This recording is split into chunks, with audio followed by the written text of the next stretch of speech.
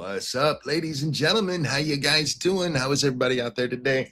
Hope you're well. Hope you weren't watching my longer show earlier and stopped to watch this. You should watch all of that and then come see this, because this one's just going to annoy me and I'm probably going to say fuck a lot. Uh, which I guess in fairness, I said during the first one too.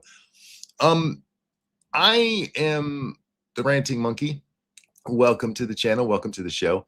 Love y'all. Hope you're having a good day so far. My day has been mixed. Physically, I feel mostly okay. My back's starting to hurt, but you know, it's been a couple of good days, so I'm not going to whine about that. But I made the mistake of going onto Twitter. Oh dear God. So I watched Josh Shapiro argue with Rachel Wilson, and oh dear God, what a shit show that was. We'll talk about that on the next Monkey in the Morning. But just to give you an example of how stupid it was, Brian Shapiro called his hat a personal physical attribute. I'm not making that up. That man is a moron. He's an absolute moron. But anyway, I'm playing a video game and I go onto Twitter and I see, I think it was Weibo, ask, should I put the red-blue question into my personal chat? And she has a little poll up about it if you want to go vote on it. And I'm like, oh God, what is the red-blue question? The red-blue button question. And then instead of continuing to mind my own business, I had to know what it meant. So I looked it up. Thank you, Duck Dog, for becoming a member, for granting 5 gift memberships. Oh, thank you. That is so kind. I appreciate that. I decided to look up the red-blue question, and I went to Google, typed it in, and this is the video that came up. And it's, well, here. Let me ask you a simple question. You're given a choice, a red button and a blue button. Press red and you're guaranteed to live. Press blue and everyone lives, but only if more than half the world chooses blue. If blue fails, everyone who picked blue dies. So, what do you choose? Now, if your instinct was red, I don't think you're evil, but I do think that answer says something about you. It says that I am smart and understand logic, and we'll get into it deeper, but I have this compulsion to pause when people are talking, because it's not even necessarily that I don't want to steal their content, but I feel like I have to add something to it. It does say something about me. It says I'm smarter than you because you're a blue picker. And not in the way you think. This very thought experiment was posted on Twitter and blew up over the weekend, and of course, I had my take. This hypothetical caused me to get in some very heated debates with those that chose red, mainly because I characterized the reds as selfish, and the reds were incapable of understanding why anyone would choose blue, given the rules. Okay, he says, why anybody would choose blue given the rules. What's up, Nuts? How you doing, sweetie? So that's as much as this video we're going to watch, except we're going to keep this on the screen. So we have the parameters in front of us. Now, red has no cost, right? There's no cost to red, except where they amend it, which comes, I don't know if he talks about it in the video, because this is as far as I got in his video. I'm like, you're fucking stupid, bro. These are the parameters as originally set up. If you press red, if everybody in the world presses red, everybody lives. Now, the question isn't written that way because this is a really stupid take on the trolley question, and I'll explain that in a minute.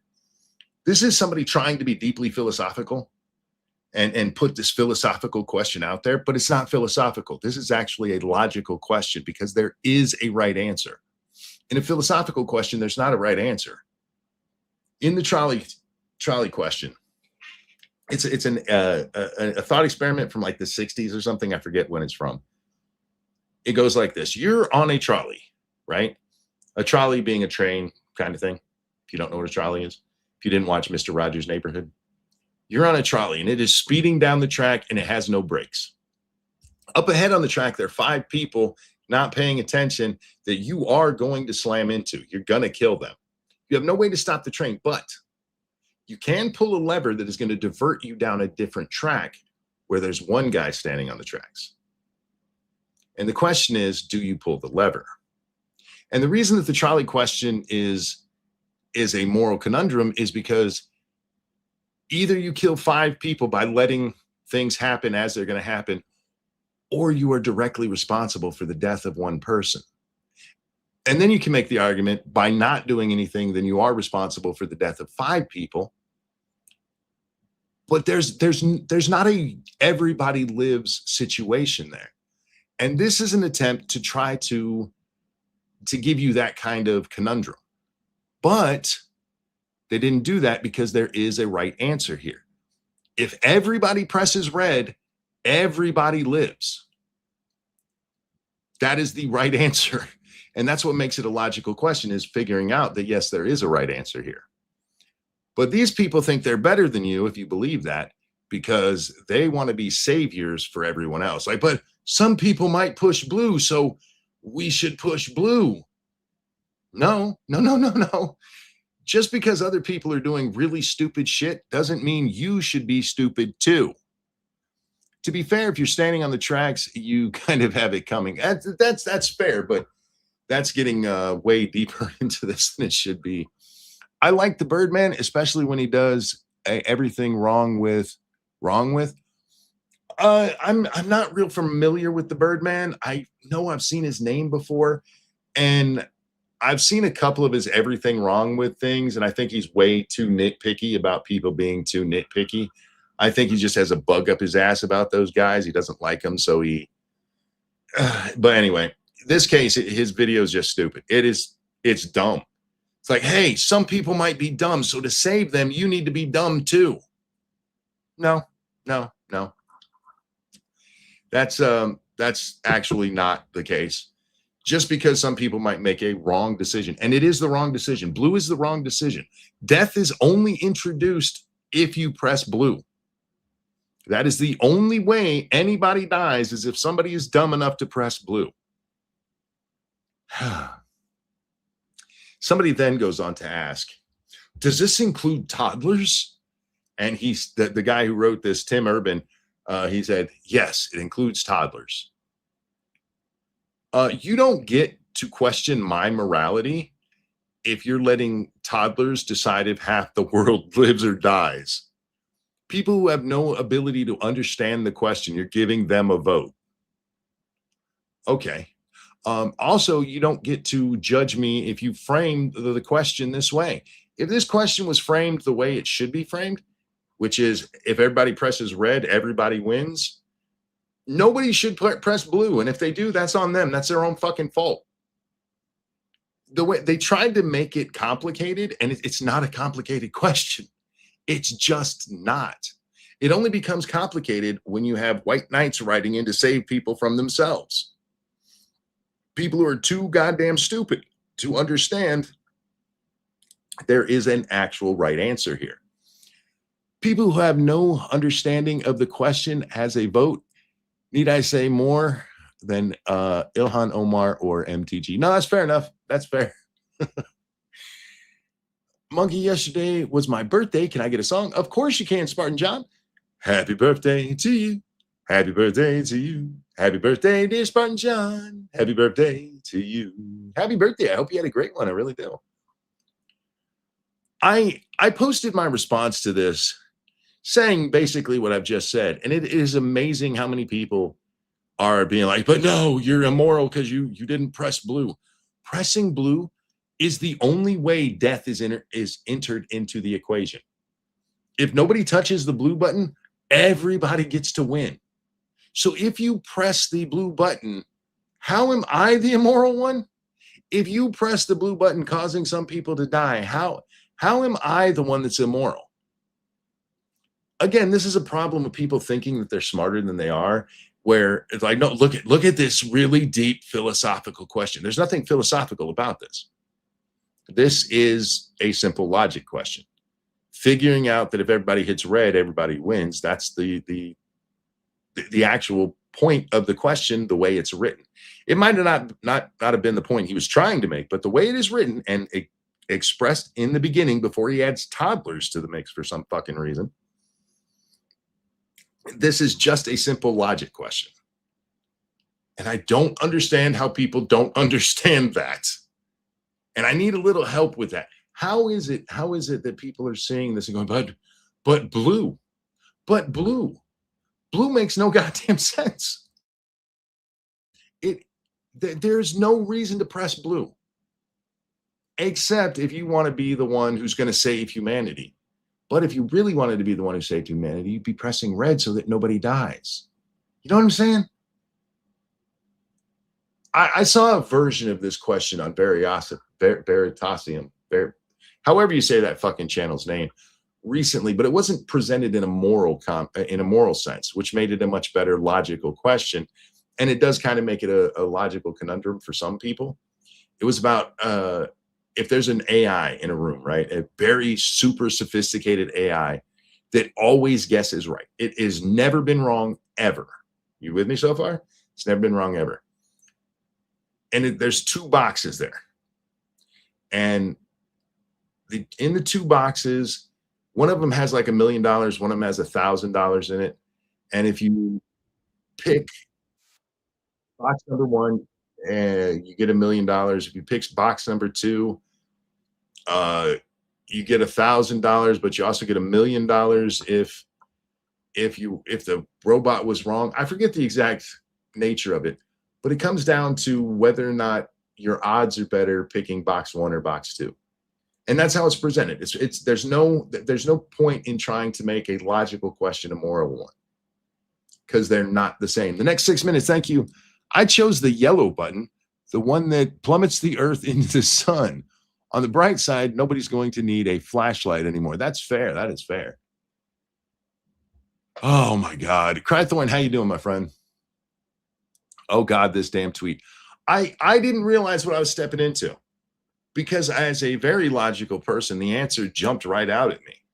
As long as you press blue, or as long as you press red, nobody dies. I'm fucking pressing red. Not to mention, by pressing blue, you are leaving your fate in the hands of stupid people. You're betting that at least half the people in the world are too stupid to understand that pressing red and going for self-preservation, a literal biological imperative, you're betting that people will not do that. And their answer for this is, well, you should do it because some people will be that stupid. Well, I'll miss you. I'll miss you when you're gone, because you're the only reason you're dying in that case. There was another scenario like this that was presented that somebody told me this is a better way of looking at it. And instead of everybody dying, it's $10. So if you press the red button, you get $10. If you press the blue button, everybody gets $10, but only if 50% of people press blue. Well, everybody should just press red, because then everybody gets $10. There's no if, ands, or buts about it. There's no ambiguity. There's no betting odds on this. Darwinism in two buttons. You know what? Yeah, that's a good way of putting it. Really it is. It really is. Is this an after party? Sure how long I'm going to be going. I just had to get this out. This is one of those things that if I didn't get it out of my mouth into the open, I will just sit here talking to myself all day about it, because I can't understand why people are this stupid. Ted Danson, thank you. There's an easy solution to the trolley question. Break the lever off and run over the 5 guys and use it to club the other guy to death. Fair. That's if your goal is to kill all 6 people, you definitely just you nailed it. You nailed it. That way you're responsible for all the deaths. It takes all the morality out of the question, I suppose. I'm reminded of the line from Pirates 3, surrender now, or some of you will, I'm guessing that's die. Don't, and all of you will. Oh, I got you. Okay, surrender now. I got you. Don't surrender, all of you die. At least in that case, surrender, it makes sense. It's another one of those where it's a logical question. Yeah, I'll surrender now so we don't all die. We saw this with Biden being elected. I mean, fair. But especially if you frame this the right way, because the only way that this even becomes a question is the framing of it. The framing of it doesn't tell you outright if just press red because everybody will live, which it should do. It does tell you that if you read between the lines. If more than 50% press the blue button, everyone survives. If less than 50 press the the blue button. Fuck, what's wrong with my mouth today?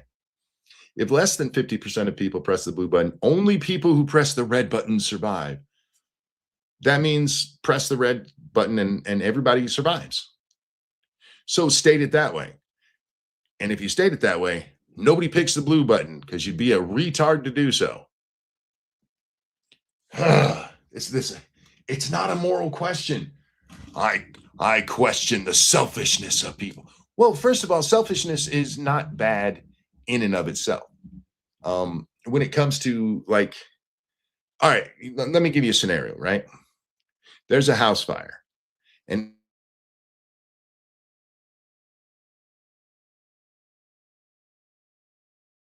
which one are you going to save? Sorry about that, my internet. House fire, 2 children, one of them is yours. You can only save one of the children. Which one do you save? Well, the obvious answer is yours. Anybody who says otherwise is kind of maybe you have a shitty kid, maybe you're Joe Biden and you're like, have you met Hunter? But most people will go, yeah, I'll save my own child. It'll kill me to leave that other child there. But yeah, I'm a little selfish in this case. Selfishness isn't in and of itself is not a bad thing. It is literally how the species has survived is selfishness. If I don't eat, I can't help anybody else. I have to start with myself. That is selfish. By definition, self-preservation is a natural instinct. One guy told me my take on this was desertion. I'm literally standing at the line in front of the enemies at the gate and running away. Like, what the fuck are you talking about? I'm saying what the logical choice is everybody should choose red so everybody lives. How is that selfish? Another person told me that pressing the red button was a matter of fear because you're afraid you're going to die. Well, no, it's not a matter of fear, but yeah, I'm not real big on the whole me dying thing. I don't see how that's controversial.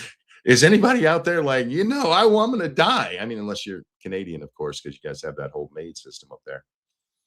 But is anybody, all up on the let's die thing? Because if so, I think you should probably get some professional help. We survive by teamwork, keeping us safe from very large cats. But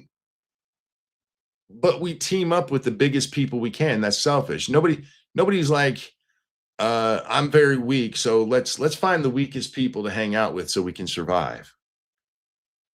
There's a selfishness to humanity, and it only becomes a problem when I don't even want to say it only becomes a problem when it negatively impacts other people, but all selfishness does, or all selfishness can. But there is a part of it, you have to survive yourself in order to help anyone else.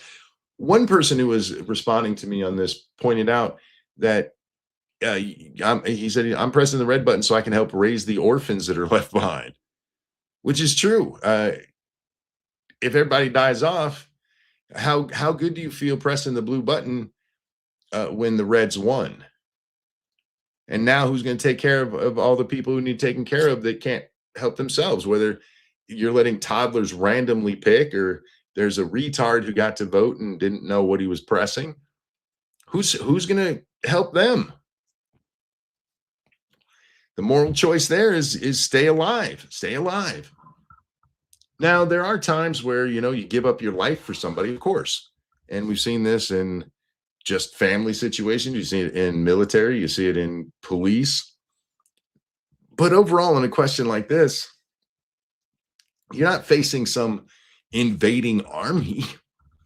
Unlike the guy like desertion, this isn't a question of military service or literally giving your life up for somebody else. This is making an objectively bad decision. It is objectively bad to press the blue button, and not just for you, for everybody who presses it. How is this ballot question? This is how ballot questions are phrased. Sometimes they're more straightforward and they actually say what they mean. We had one here in Michigan where voting no would have been what you thought was voting yes. And there was a big campaign in the area to make sure people understood what that meant. I forget what the question was, but I think it was a millage to increase the schooling or school funding again. And the way it was worded, if you voted no, it meant you were increasing the millage. Fucking douchebags. But my feels, yeah, that's what it all boils down to. I mean, he was you're selfish. Okay, fuck it, I'm selfish. Now let's talk about you. I would rather be selfish than you being stupid. I don't know how being stupid is the better case there. No one presses the red button. Well, if you want to, I mean, I've sat here and thought about how you can make this an actual philosophical question. But in order to do that, there has to be some drawback to pressing red. And oh, but everybody, a whole bunch of people could die. Isn't really the philosophical question they think it is, because if those people were smart or had a friend or whatever, they would know to press red. It's like, hey, as long as you press red, we all get to live. I'm pressing red. I don't know about you. In fact, if you know anything about how people actually behave, pressing red is the smart one because self-preservation is a driving human force. It is a driving force of life, self-preservation. But I know, yeah, it could be some people will press the blue one, so I got to press the blue one too, so those people don't die. Congratulations, dummy, you died with them. This is like seeing your friends getting ready to jump off a bridge. How many of you guys are old enough to have your dad ask you, if your friends jumped off a bridge, would you do it? This is seeing all your friends jumping off a bridge and you're going, oh, they could die if they do that. I better jump off the bridge with them so I can save them. No, you just all died, dummy. Meanwhile, the rest of us who were standing over on the side going, are they really going to jump? We're not bad people. We're just smarter than you. Every type of media told us, don't press the big red button. Fair, fair. I just hate the framing of this. I hate because it's not a philosophical question. It is a logical one. And oftentimes those two get conflated when people think they're being smarter than they are. I'm old enough for that one. Yeah, I got that one. I got that one quite a lot as a especially a young child, like between 5 and 10-ish. After that, I stopped saying, but everybody else is doing it. The the people who are out there on this thing that think they need to be everyone's savior. Everyone's savior. I go ahead, I guess. Good luck to you. That's not how the world works. These are the people who get trampled because they're stupid. If you press the blue button, you're a moron. I don't care what your reasoning is. You're a moron because there is a right answer here. The trolley question doesn't give you a right answer. People are going to die no matter what you do. And the question becomes, are you going to be the direct cause of someone's death? Or are you going to let people die? Though that is a very good philosophical question because it makes you grapple with the fact. I do think that it should be a little more even. And I've also seen it a little different where instead of 5 people just randomly being on the track, it's 3 people are tied to one track and 2 people are on the other one. So it's a little more fair. But either way, it is a question of letting somebody die versus killing someone, basically. So that is where you get into a debate about which is better to do, which is more morally right to do. There's no moral right in this fucking question. There's a logical right and a illogical wrong. That's it. Press the red button, you are guaranteed to survive. Yeah. And if everybody pushes it, everybody's guaranteed to survive. There's no gambling involved. The gambling only comes in if somebody is dumb enough to hit that blue button. And then why are you saving that person? Oh my God, you can't save everybody from themselves. Some people are going to make really bad fucking decisions. That is not your fault. You not joining them in stupidity is not a moral failing. Logic red. Yes, 100%. I was really hoping somebody would argue. Somebody argue with me because I need to get this shit out. I need to call somebody a fucking idiot to their face. I'm so angry about this. I'm so annoyed about this. On the plus side, Chew on Head has a new video out. It came out yesterday, and it was really good. It was based about the Pragmata game and the reactions to it. We might go over that on Monkey in the Morning in the next one too. The blue button is pretty, and I like blue. I'll miss you, man, Squatch. I'll miss you.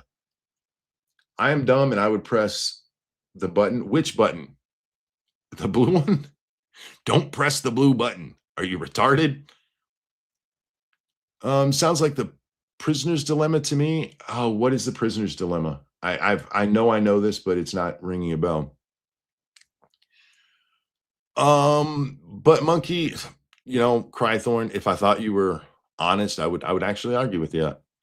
But that is their argument. It's the moral thing to do. It's the moral thing to press blue. No, it's not. It's the retarded thing to do.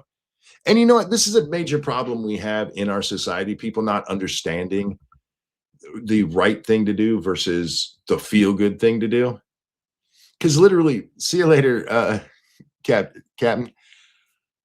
I've often mentioned my belief in short-term kindness versus actual kindness. Like, you'll see this a lot of times with people who think they're helping. I'm using air quotes, helping people. And they have a friend. They know they're a drug addict, but they desperately need food. So I'll give them some money. You're not really helping them because they're not going to spend that money on food. What you did is just encourage their thing, but you felt good in the short term. It's also, you get this with fat acceptance. Like, there's a really fat person, guy or girl, doesn't matter. And you have all these people being like, oh, it's okay to be that fat. It feels good in the short term to be the one telling them that it's okay to be themselves. It feels really nice to be on their side, right? But in reality, all you're doing is encouraging them to kill themselves. That's what you're doing. You're like, hey, you're 600 pounds, but you do you, dog. You're perfect the way you are. That feels good to say. In reality, what you're saying is go ahead and kill yourself. And if you put it that way, and if you think about it that way, you realize just how unhelpful you're being, how you are not the good person you think you are. That doesn't mean you have to make fun of them for being fat, but what you absolutely shouldn't do is encourage and pretend like it's not an issue. This is the idea of short term. That is for you. It's not for them. It really isn't. I haven't finished your last show with the retard. Oh God, that one was hard to do. That one was so hard to do. I hate that guy. You guys have heard me talk more and more about him over the last probably 3 months or so, since he keeps popping up in my goddamn timeline. It's probably the longest bit of his stuff I've watched in one sitting. Normally I see maybe a couple of minutes. But much like Hassan, he was even dumber than I expect him to be because I have only seen him in little bits. So seeing it all together, seeing that much of it, and then watching the Rachel Wilson debate. Oh my God, that was so bad. So bad. They even get back in the Rachel Wilson debate. They even get back into conscription versus women having babies. And Rachel handled him so well. Again, I'm not the biggest Rachel Wilson fan, but she fucking manhandled that guy. He looked like such an idiot. And he got so mad We're not going to watch the whole thing on the next Monkey in the Morning, but we will watch parts of it because you guys have got to see him call his hat a personal. What was it? A personal attribute, personal physical attribute. It's a hat, bro. It's a hat. Ugh. Anyway, for this question, I just don't want to put it out there. If you think pressing the blue button is the moral choice, you're an idiot. You're an idiot.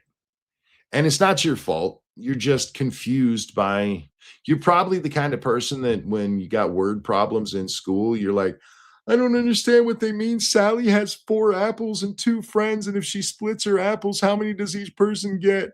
I don't. I get it. Word problems confuse people. But this is a pretty simple one. If you press red, everybody lives. If everybody presses red, everyone lives. There's no reason to ever touch the blue. It's not a moral question. It is a simple logical question. The end. And you can sit there and morally grandstand about what a good person you are because you would press the blue, Mr. Birdman. But all you're really telling everybody is that you're a fucking retard. And yeah, it's kind of mean to call you a fucking retard, but stop being fucking retarded, and I won't do that. Hey, you think I'm immoral? I think you're a retard. The end.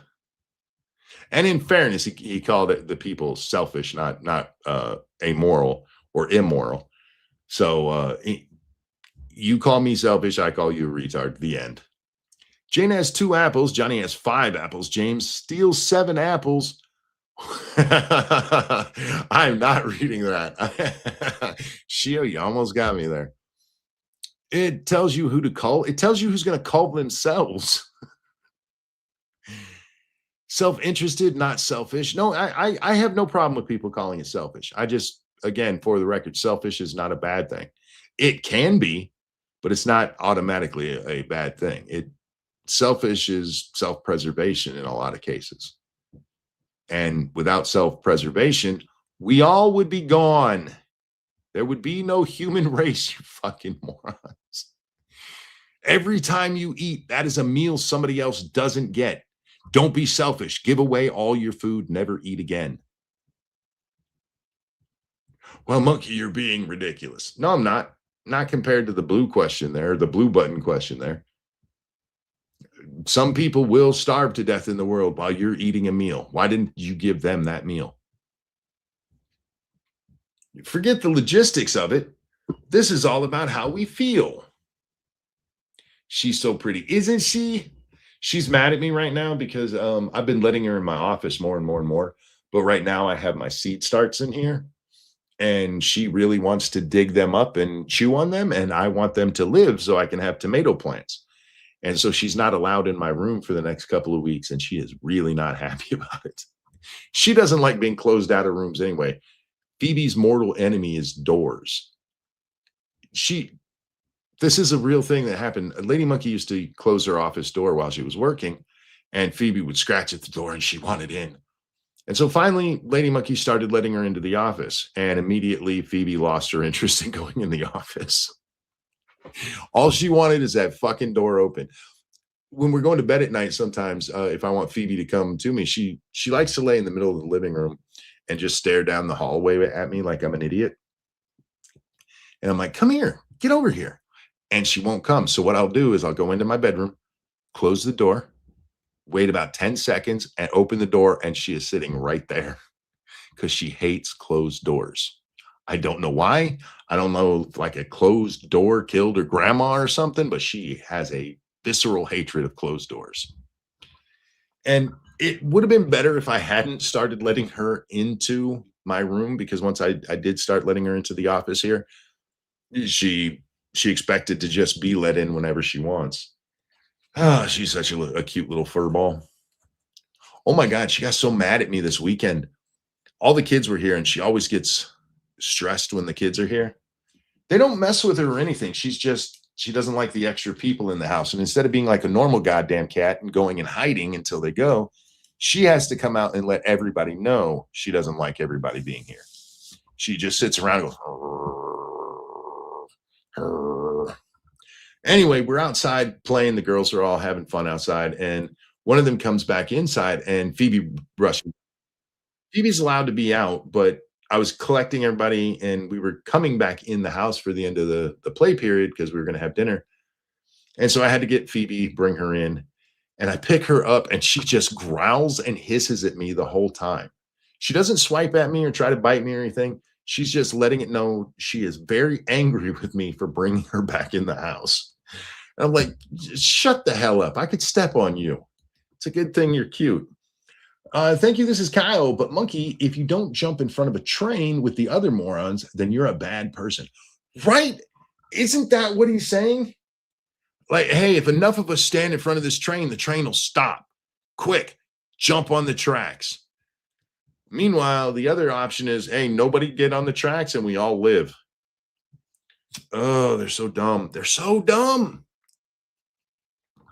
And in this case, they are the blue buttoners. I don't know what demographic is made up of it, but God bless you guys are stupid. I use the master bedroom. Yasmin will sneak in and crawl under the bed, and I won't know until I leave the room and she starts clawing on the door. Phoebe is too big to really sneak in anywhere. So yeah, I wish we had the sneak in problem.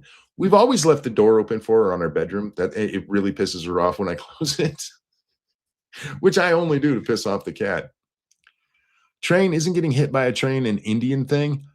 I think it's an Indian thing and a kidnapped white girl with blonde hair thing. I might have watched a lot of cartoons as a kid. No, things like that. I watch or see them, watch them, find out about them, and I just sit here and stew. I just sit here and like, why? What is wrong with people? How can you be this dumb? And this show or this because this one's not technically a show. I mean, it is, but it's not like part of Monkey in the Morning. This is just a one-off. It's a good way to get that out. It is helpful if there's somebody here who actually I can argue with and mock them for not having the microphone and being able to come back quicker. But just getting the ideas out helps. Because otherwise, don't worry, it's not like it would be all day. It would be in bursts every now and again when I remembered it. It's from back when people just moved their mouths and waited for text cards to pop up. I love old movies like that. I know they're in black and white, and I hate black and white movies, but I love the old style movie where there's something that happens on the screen, and yeah, oftentimes they would mouth things, and then a card pops up telling you what they said. It just looks so ridiculous, having never lived in a time where you had to do it that way. There's a quaintness to it. Oh my God. Oh, excuse me.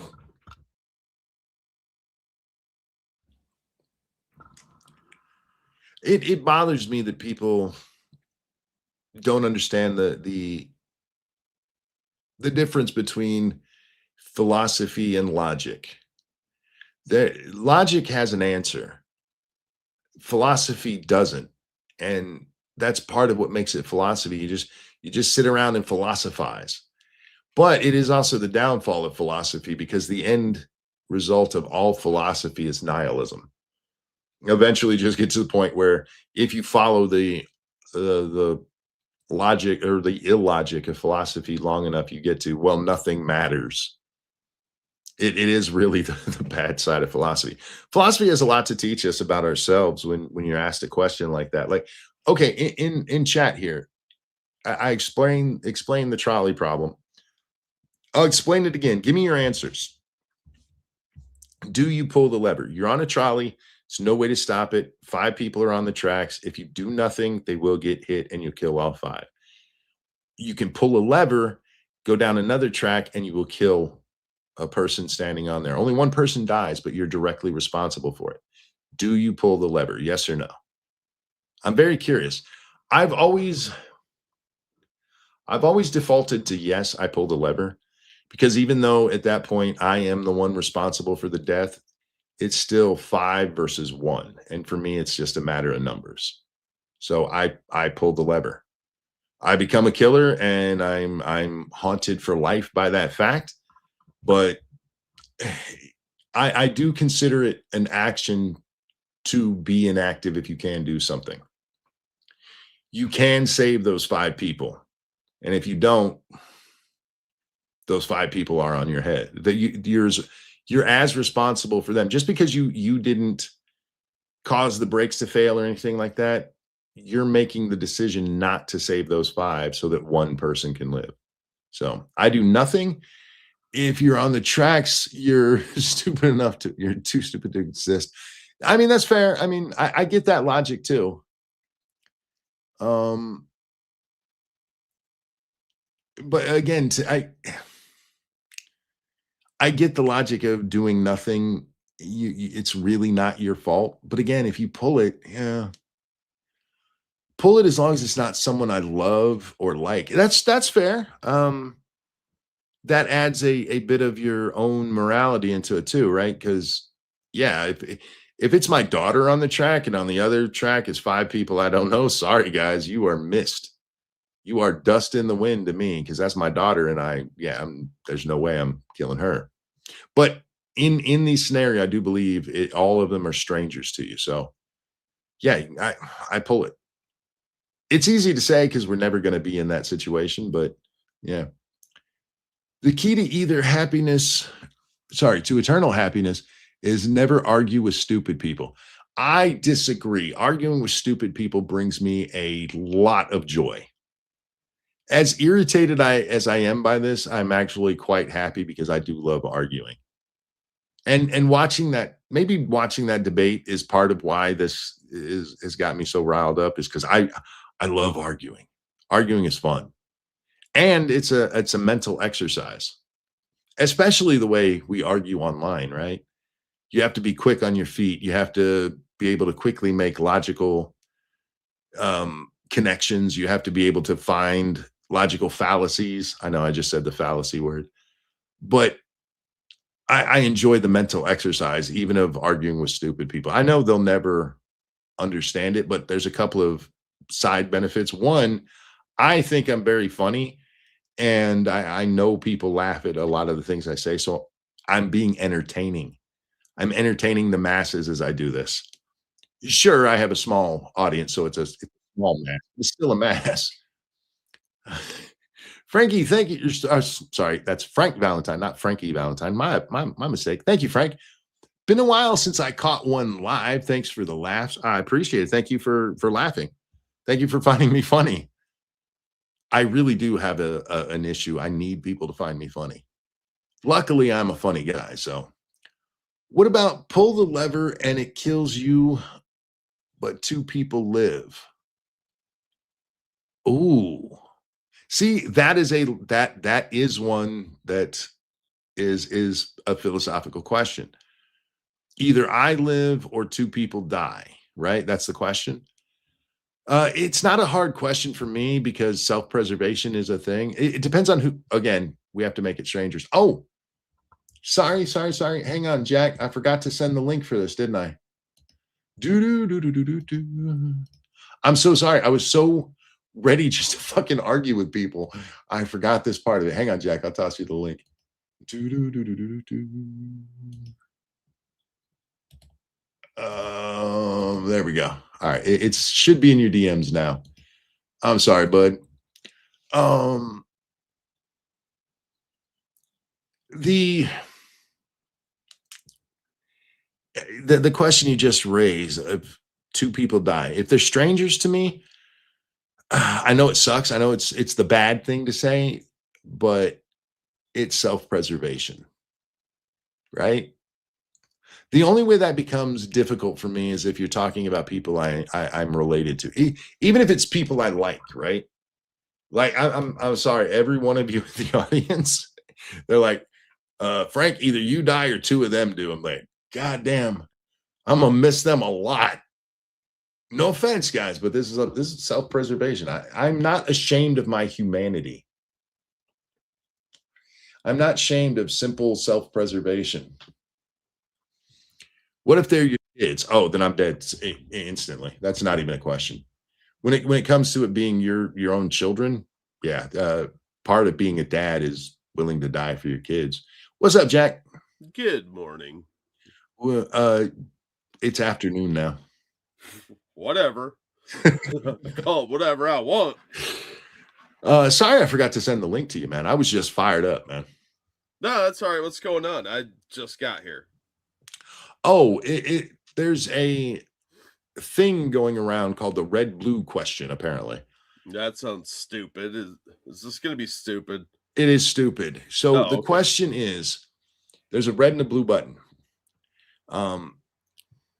If 50% of people press the blue button, everybody lives. If less than 50% of the people press the blue button, only the people who press the red button live. Which button do you choose? I'm not choosing a fucking button. This is stupid. It's one of those logic things that nobody cares about. Oh, people care very deeply about this Of because course you're they right. do. It's like that stupid dress a few years back. Remember that? Is it gold or is it Oh, yeah. purple? Who cares? Well, in this case, they're mistaking it for something like the trolley question, which is a philosophical question. Yeah. And so they're assigning morality to it when it is just a logical question. Literally, if everybody presses red, nobody dies. And as long as that's the case, red is the right answer. Well, are these people I care about? I mean, what am I going to be killed if I press the wrong button? If you press the blue button and less than half the people press the blue button, then yes, you die. Oh, so my survival is dependent on other people? I just assume I'm going to die. I've met other people. They're stupid and annoying. From every angle, the right answer is the red button.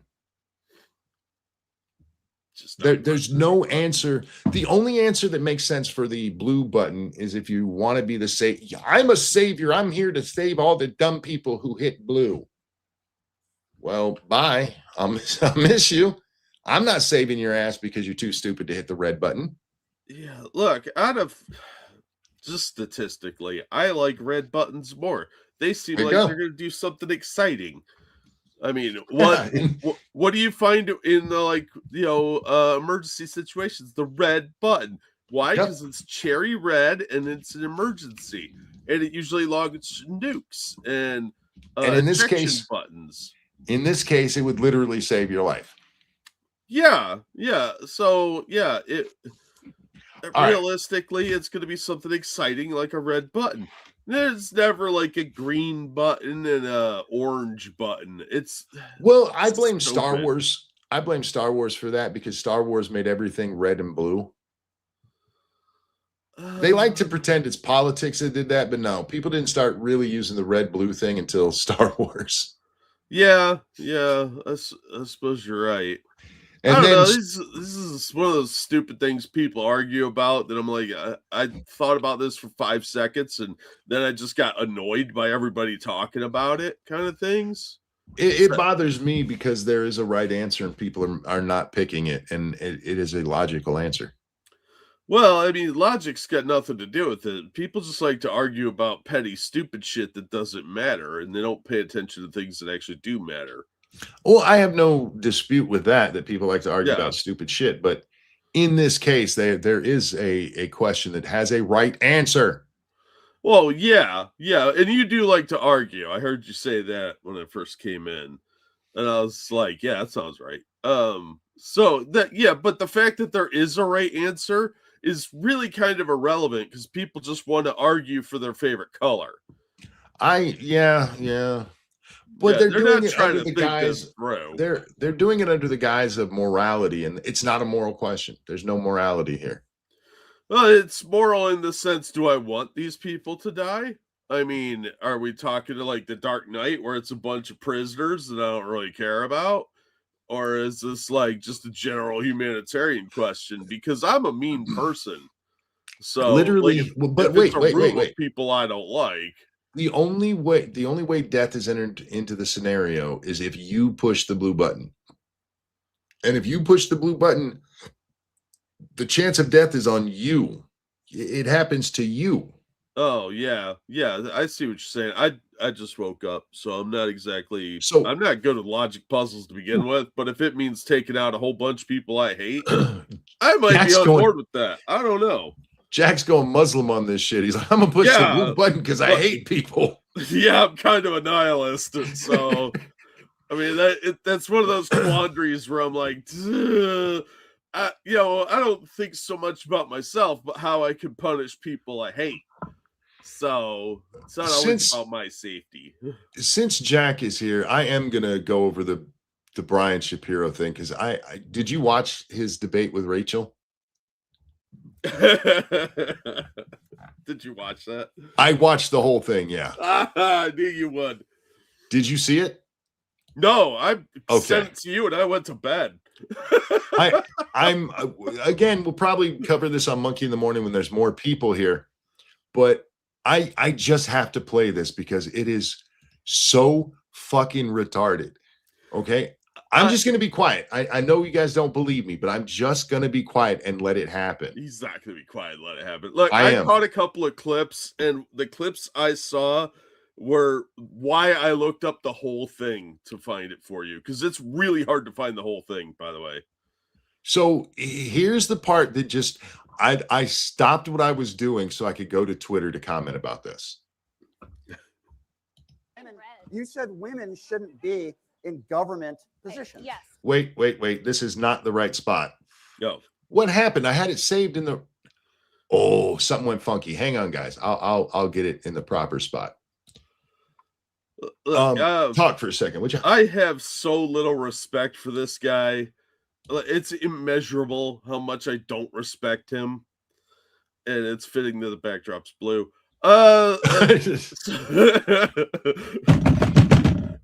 Yeah. So, I didn't respect him from the clips I had seen before we watched that entire thing, but when I watched that entire argument with Andrew, I had lost all respect for the guy, and it was even worse because I guess I kind of did take it all in at once the first time I watched it, and then when we watched it last night and we got done, I was like, man, I really hate this Brian guy. He's stupid. He's a douche. He's an absolute douchebag, and he's stupid. He's not smart and he's disingenuous, which is a really impressive combination. And you just see a lot of that these days. I got it to the right part here. Bad impersonation. Okay, so she had just done an impersonation of him, mocking him for the stupid shit he was saying. And so that's where we're picking up. Bad impersonation. Okay, two things. First of all, can you turn it up just a bit, or is it as high as it go? Okay. This is as high as it goes. This is the original volume of it. Is he wearing the same hat, or does he have multiples of that hat? I don't know. Every time I've seen him, he's in a hat like this, but I couldn't tell you if maybe it has a small design on it or something like that. Some of the times, probably the same hat, if we're being honest. Okay, I just wanted to know if Simply Red had a new video out or something, and he's promoting it. Was that okay? What that mean? Here we go. Bad impersonation. I don't have a stupid hat. Bad impersonation. Okay. All right. Wait for it. Give me the argument, Wait for it, please. Do you really want to go there? I want you to. You want to go to personal, physical attributes? I want you to. She insulted his hat, and he said, "Do you really want to go to personal, physical attributes?" Just because she made fun of his hat. Your hat. That's not part of your body, dum-dum. It's your hat. It is not a personal, physical attribute. It is a piece of clothing. Yeah. She didn't say that you look like an Umber Hulk from the Underdark. Come on, dude. Calm down. She didn't make fun of your ears or your gay little beard or your nose or how skinny you are or how you're built like a woman. None of it was a personal, physical attribute. It was your dumb hat. He probably took that as a shot at his insecure baldness. By the way, he calls her insecure later. Really, this dude? Near the end of this, the end of it is beautiful. He gets to make closing arguments first. And he's like, you and I share something. And I heard your son died in a car accident. That's tragic. My family had a car. He actually cries a little bit. there was a car accident when I was a kid, and my sister died. She died many, many, many years later. He says of complications from that. I don't know if that's true or not, but she was 37, so she wasn't still a kid. Yeah, and that's weird. He tries this emotional appeal to her, and Rachel's like, pretty fucked up. We're having a debate, and you try to bring up my dead kid that I don't really want to be thinking about when I'm having a debate. Yeah, I'm kind of with her on that. That's a really weird thing to bring up. I just thought it was so cool because so often leftists do this. After being complete twats the entire time they're talking to people on the right, at the end they're like, we're all just people, and I'm just like you, and we should all just get along. And Rachel was like, fuck you. Yeah, that's such a crap thing to, that kind of makes me mad because that's what Hambly does. Yeah. Like, it's really mean or sucks because I really like Andy Worski. He's a nice dude, but they're going after my wife. I want to throw out the sad victim story that is disguised as a compliment to you to try and sympathy bait. Fuck off, weirdo. I'm still not a fan of Rachel, but I did enjoy her performance here. She manhandled this little bitch. Oh, good. Yeah, that's what Andrew said she was going to do. And you know what? That makes me happy because I don't like this guy. And the fact that she trounced him makes me smile just a little bit. Yeah, and you guys know I have a bias here against him, but I also don't really like her. Yeah. I'm not saying this because it's him. I'm saying it because the argument we watched last night, he does the same shit here over and over and over. Yeah. This is an argument about feminism, and somehow he ends up on. There's one part where he's like, the reason women don't have more kids these days, according to this study by Johns Hopkins University, is because of the economy. I'm going to use a big word here, economy. And Rachel points out that the birth rate has been declining since the 80s. And she goes, so what was the cause all along? You can't just say, because he blames it on the administration. It's because of how things are right now. And she's like, okay, well, what's caused it for the last 50 fucking years? Yeah. I mean, that's a really good point. You want to know his answer? And I'm not making this up. Time travel? I'm only interested in the last couple of years. Well, what? Yeah, that's his answer. I'm not interested in putting the blame on Obama, the Clintons, or Biden. I'm only interested in Orange Man Bad. For the record, when I say couple of years, I do mean couple because he specifies 2 years. I'm only really interested in what's happening now, the last 2 years, because those are the studies I have. Oh my God. Look, I make fun of gingers occasionally on here, but you all need to vote this idiot out of the club because he's making all of you look bad. It is so bad. And he tries to play it off that the audience is mostly Andrew Wilson fans. That's quite clear. But he tries to play it off that they're only laughing and mocking him throughout this because it's because what you said was really stupid. And it happens over and over and over again.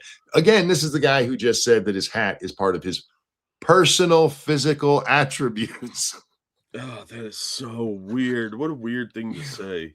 That is some serious betrayal of insecurity for that. I mean, that's like Tim Pool levels of baldness and security. His opening statement, I'm not kidding. He's like, I wouldn't do this normally, but I got to talk about what a hoe you are. I'm paraphrasing the last part there. Are you shitting me? No, he says that. I wouldn't do this normally, but it's important to the conversation here. No, it's not. It's not. No, and he would do this normally. We saw him do it on that conversation with Andrew from 4 days ago. Well, 5 days ago now. So I wouldn't do this normally, except for every fucking time I talk about you. But he's trying to come off as likable.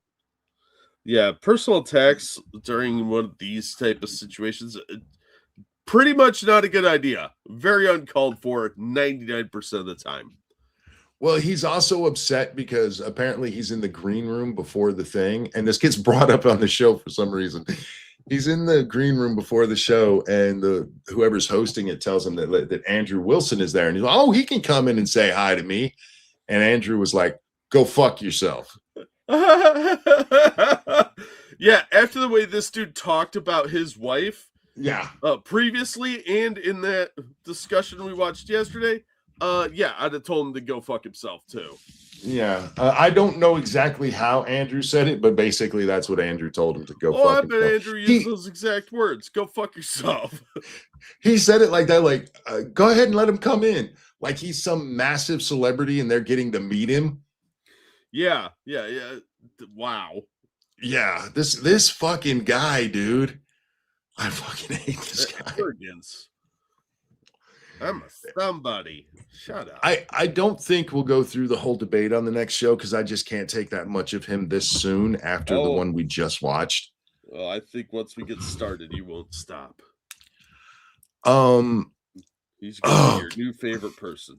Well, there's two problems that I have here. One, we just covered a whole video on him. We did over 4 hours talking about this retard. Yeah, it hurt a lot. But the other one is I don't know how uncensored America is with their copyright. Yeah, I'm not sure either. I mean, even though we've clearly commented on what this motherfucking moron just said, there is just a little part of me like, I hope I don't have to deal with the copyright over this. Yeah. I can clearly win it, but I'd prefer just not to have to deal with it. Yeah, it's a pain in the butt. Yeah. So I do recommend watching it because it is funny. She just manhandles this stupid bitch. He is so unprepared for this. I have more respect for Hunter in our debate than I have for him in this one. Wow, that says a lot. Yeah. Hunter at least tried to come with some information. He just didn't read it right. He just doesn't know how studies work. It's not even that he didn't know how studies work. He literally just skipped half of the text. Somebody sent him the paragraph that agreed with him, and he didn't read anything around the paragraph. Look, that took a lot more work, Monkey. Come on. Reading? Oh, it's so tiring. In this case, he brings up the 30,000 women who died because he has to, apparently. What he brings up the John Hopkins studies, and that's it. That's it. He does bring up the pay gap, but he doesn't even have the statistics for it, even the made-up ones that the left normally throws out. He just, why do men make more money? He has no information. And there's a great part where he's pulling his, I did answer that.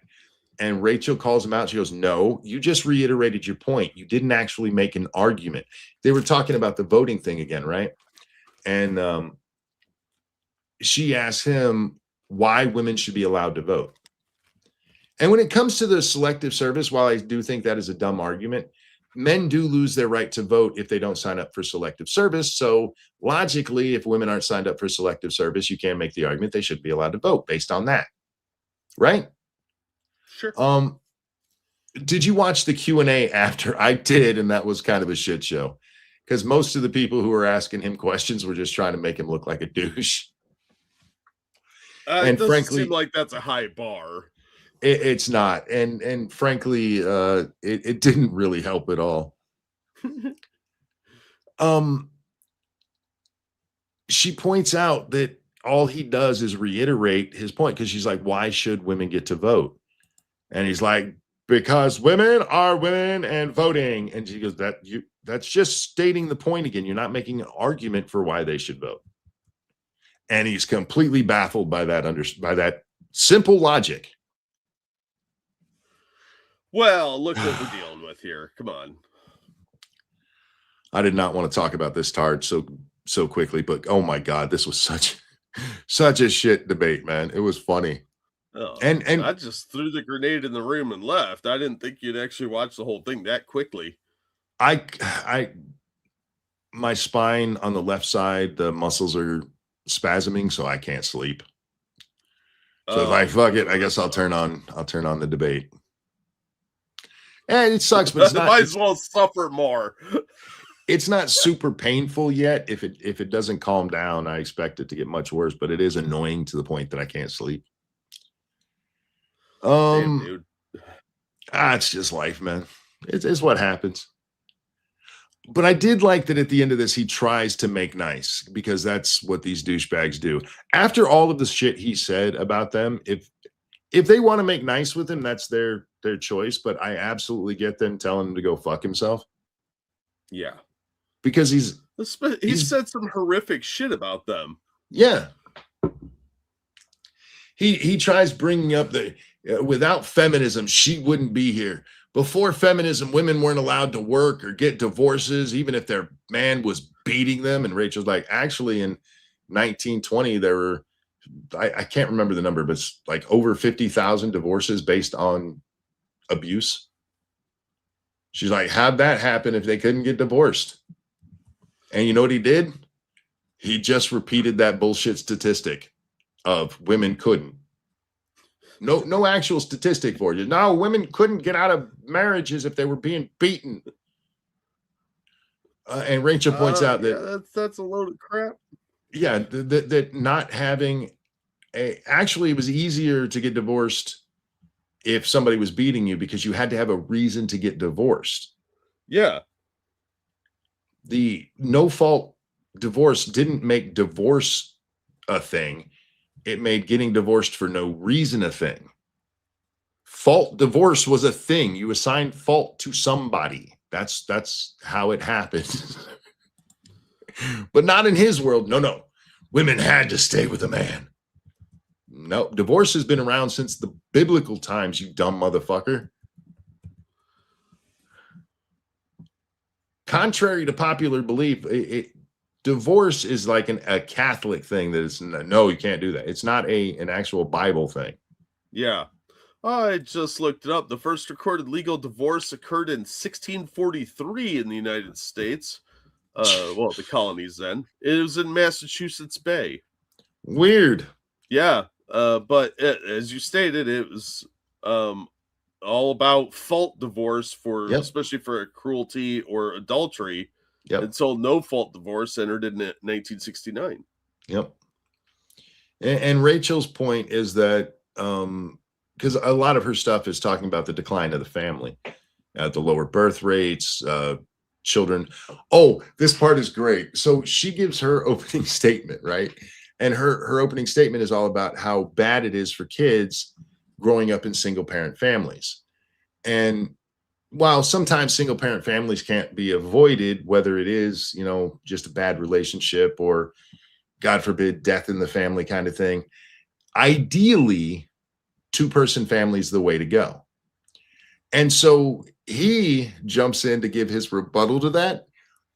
And in trying to insult her, he points out all the things that can go wrong for kids from single parent homes, but it's just in her reaction, right? It's just her kids. But in doing so, he makes her argument for her, because she's like, yeah, all those things you say are true.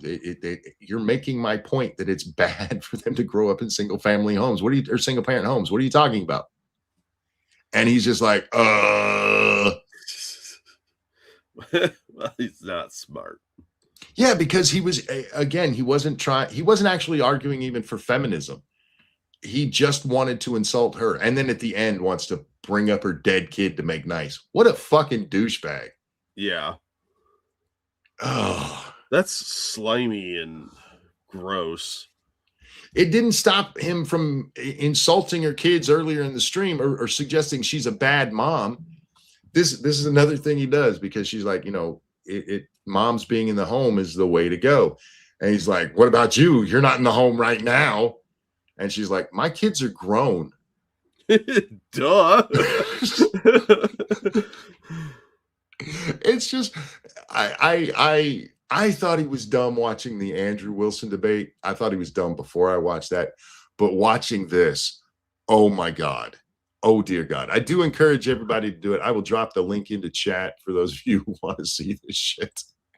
If you're bored and have time, I do highly recommend it, because it is it's the kind of shit show that I'd live for. We don't have enough of these kind of shit shows on the internet anymore. Oh, that is, the train wrecks we see now are more sad than anything else. Yeah, they're a lot more personal most of the time, and or they're just ridiculous from people who won't actually have arguments. I like watching people argue, especially politically, because typically one of them is an idiot.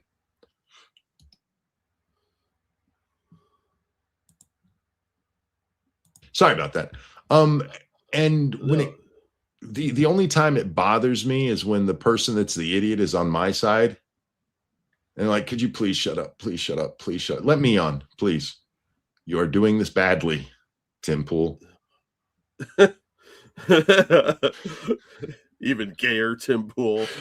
Yeah, I really don't like it when it's my side that's got the moron. Because look, there are morons on both sides. There are. It's just statistically more likely that they'll be on the left. Did you see Trump trolling King Charles, by the way?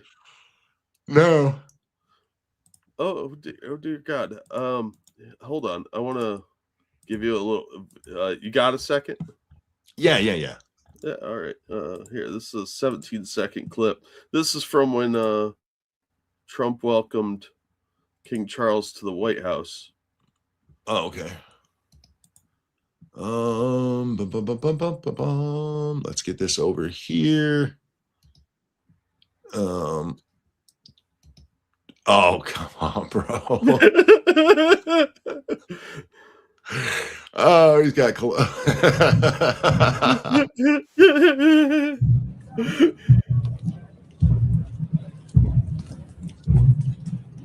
wow. For those of you that don't know, that's the uniforms of colonial U.S. troops. That is wonderful. Oh, fuck.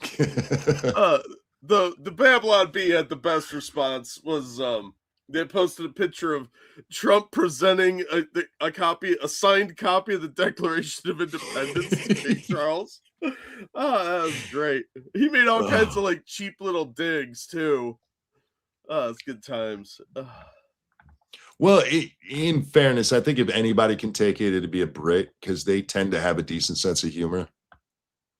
Yeah, they have that kind of dry humor. So I just thought it was hilarious. It's like that's the most Trumpian thing ever. A lot of Americans, if they had to deal with the British humor, would cry. Because it's kind of mean. It's not mean. It just tends to be more honest, and sometimes that comes off as mean. That's what people think mean is, because they're a bunch of hypersensitive pussy babies these days. Like calling somebody a fat bastard is not necessarily an insult in England. They're just recognizing that you're a fat bastard. It's not a moral judgment. It's just being aware. It's observational. I love British humor so fucking much. Me too. I have a lot of respect for the Brits in that regard, and guys, don't lose your sense of humor. It's what's saving you right now. It's the only thing saving you right now. I know your government will lock you up if you get funny, but oh God, morons are everywhere. They really are, and it's a growing population. Before we depart here, I was only planning on going like half an hour, but fuck it. Might as well keep talking. Shoe on Head has a new video out, Jack. Oh, yeah? It's talking about the game Pragmata. It's the one with the little girl in it. And talking about I've been hearing a lot about that game. She's talking about the reaction to it and responding to a lot of people who said some really stupid things. It is amazing how many of the, let's just call them what they are, the left wing, are like, why do y'all want to fuck kids? That's a fuckable kid. Why do you want to fuck kids? And like, no. Why do they think it's a fuckable kid? They all talk about, well, not all, a lot of them talk about how the child is sexual She's wearing one, she's not even a child, she's an AI, and she's wearing a giant coat. Yeah. Yeah, maybe they're really into puffy jackets. And they're like, but obviously people want to fuck that kid. It's a kid and they want to fuck it. Like, no, you're the only weirdo who's seeing a kid and being, somebody wants to fuck that. The more depressing part is the number of people who, it's what I was talking about with how they talk about children these days. Like, they wouldn't think this is a great thing if that kid was ugly like real kids are. Most little kids aren't ugly. They're actually, most of them are cute.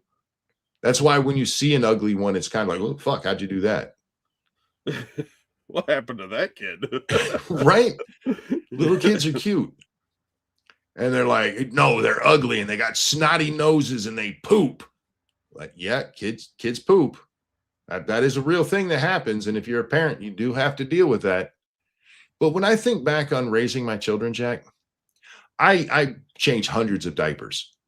We had children in diapers for 7 years, the way that the timing worked out with it, literally for 7 fucking years. Yeah, not one kid for 7 years, but you had 3 children. 3 children. Yeah, there's 3 children, and the way it ended up being divided, it was 7 years of diapers. Yeah. Ugh. I don't remember. I remember changing maybe 2 of them, and it's because something happened. Like, I know my son always shit up the back of his diaper to the point I thought his asshole might have been tilted wrong. No, it was just kids are funny. No, it turned out for some reason, the only diapers he didn't do that in was in the Walmart brand diapers, which thank God, because he saved me money. Yeah. Because we bought him Huggies and that didn't work. So we went Pampers and that didn't work. Like, grab the Walmart ones. Let's see what happens. And finally, we stopped having the problem. I don't know if they had a bump in it that made his poop go up the back. I remember one time when my daughter was just a baby and my wife was changing her. And as she's changing her, my daughter poos everywhere. Oh my God. Yeah, I've seen that happen to people. And so there's a couple of those things that I remember, but mostly what I remember about them is playing with them or going on vacations with them or even trips to the store with them or sitting around talking over dinner with them. It's not like, oh God, I hate you because you had a snotty nose when you were 2. They have sticky fingers to pull your hair. Even when you're going through it and they're pooping and not sleeping and stuff, the part you think about is not them pooping and not sleeping. It's like, oh, look how cute that what they just did is. Yeah. That's what keeps people from murdering their children. This is kind of thinking people calling Pragmata pedo bait are the same people who would unironically say, she's 23, you sick monster. True. Yeah. Well, they're the ones that find a sexual angle to it. It's because they're a bunch of degenerate weirdos. Let's face it, a bunch of lefties are seemingly like the majority of lefties these days are sexual degenerates or sex pests of some kind. That seems to be what they idolize. The only part of Shu's video I did have a problem with is near the end, where she's talking about the male biological clock. They make pills for that.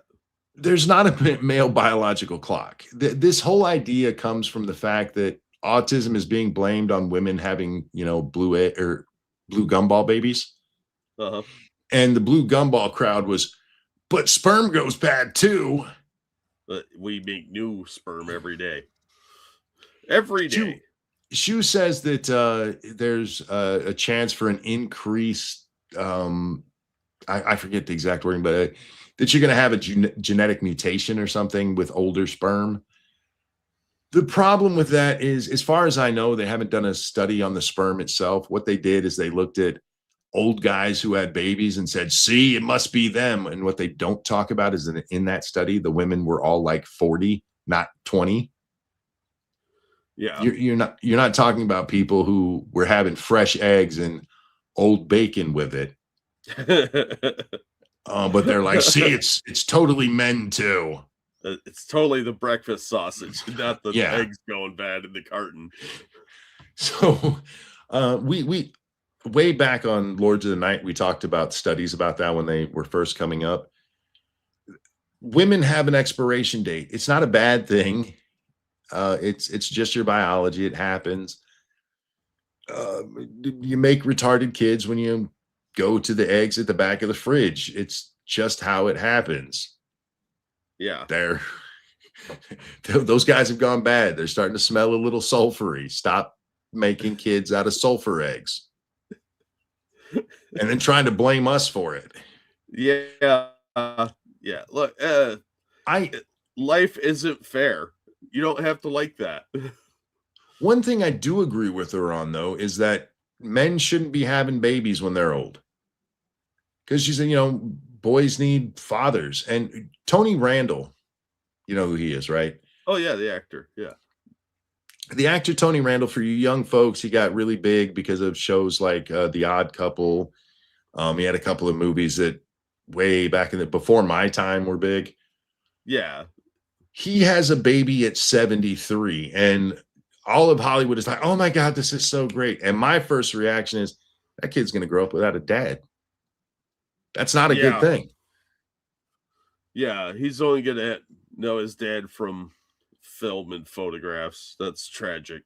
Yeah. What a fucking douchey thing to do.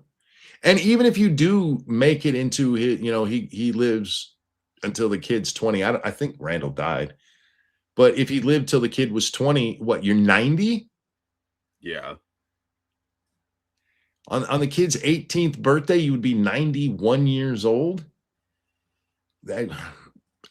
Yay. Good job, Dad. Throw the ball around. Wait, nope.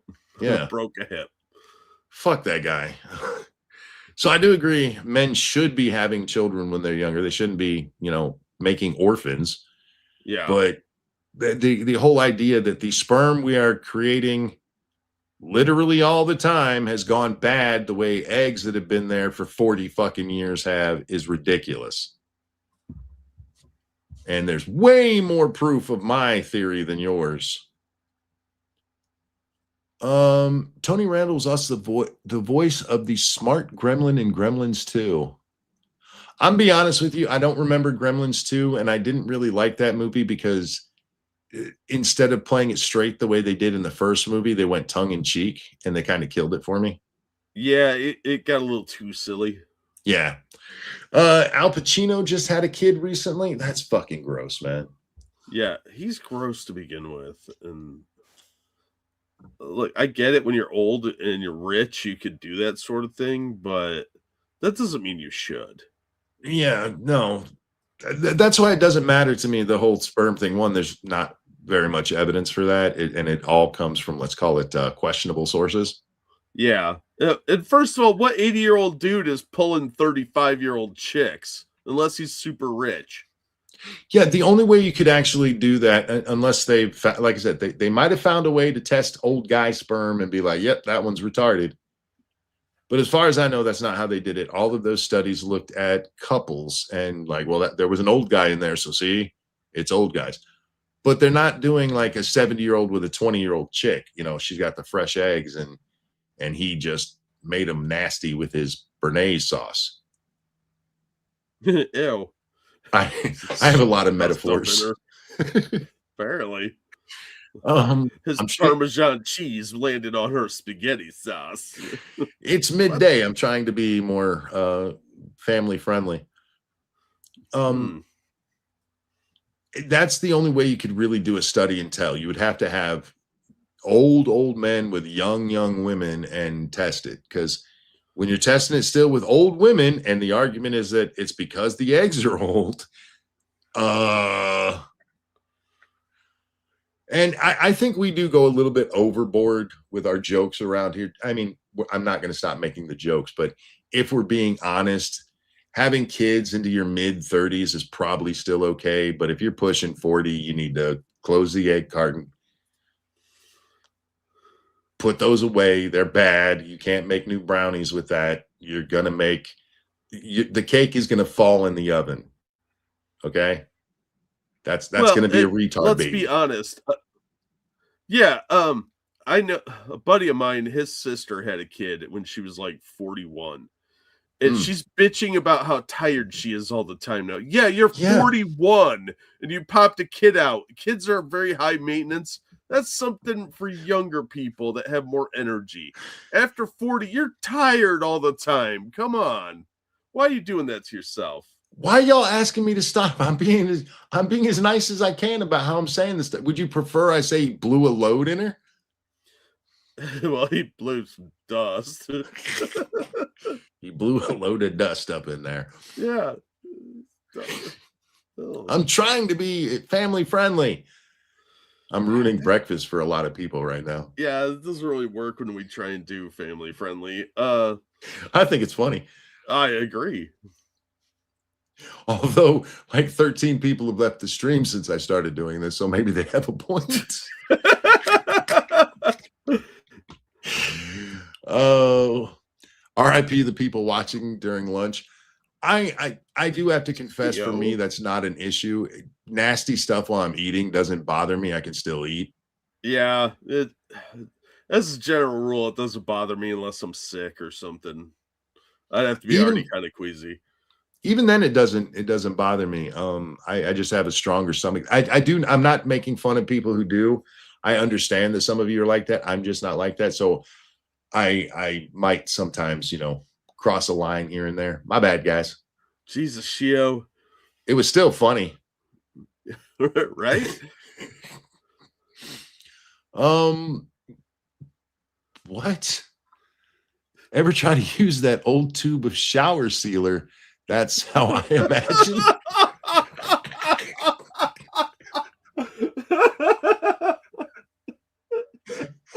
It's just all encrusted, and you have to poke a hole in it to get any out. The audience is worse than we are.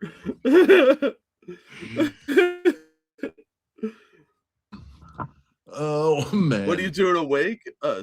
Shush, none of your business. I'm actively putting off my nap that I plan on taking.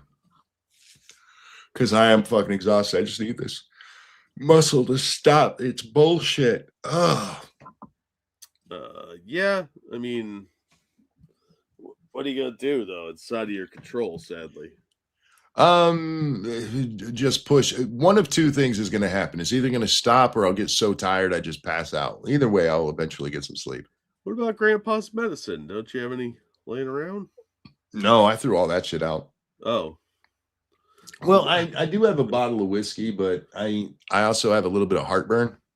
Oh, was your UPS guy who looks vaguely like a raccoon going through and taking your booze out of the trash? Because I bet that was just Jeremy Hambley. It could have been. No, all mind-altering substance except for that bottle of Jack Daniels over there is gone. And I haven't touched it in like over a year. It's aged now. Yeah, gross. Want some topics to rage about? No, motherfucker. Because of you, and because of Jack again, I watched that Rachel Wilson debate, and oh my God. Oh my God. And in fairness, as I told the audience earlier, as annoyed as I am by things like this, it's a happy annoyed. I am actually happy when I get to rage. You're venting, you're getting a lot of frustration out, especially with somebody like that clown. Man, I cannot believe how dumb Brian Shapiro is. That guy is just surprising. I done told you. I told you he was a moron. And even I didn't realize the extent until I watched a much longer clip like we did last night. But God damn. Yeah, I was so blissfully unaware of that guy before you brought him into my life. I don't want to hear it because gremlin. You sent me something the other day that literally said I had to see it, so you have to. I don't want to hear your shit. I live by ring rules. If I see something horrific and creepy or weird, I have to share because I might die in 7 days, and I don't want that to happen. So I like me.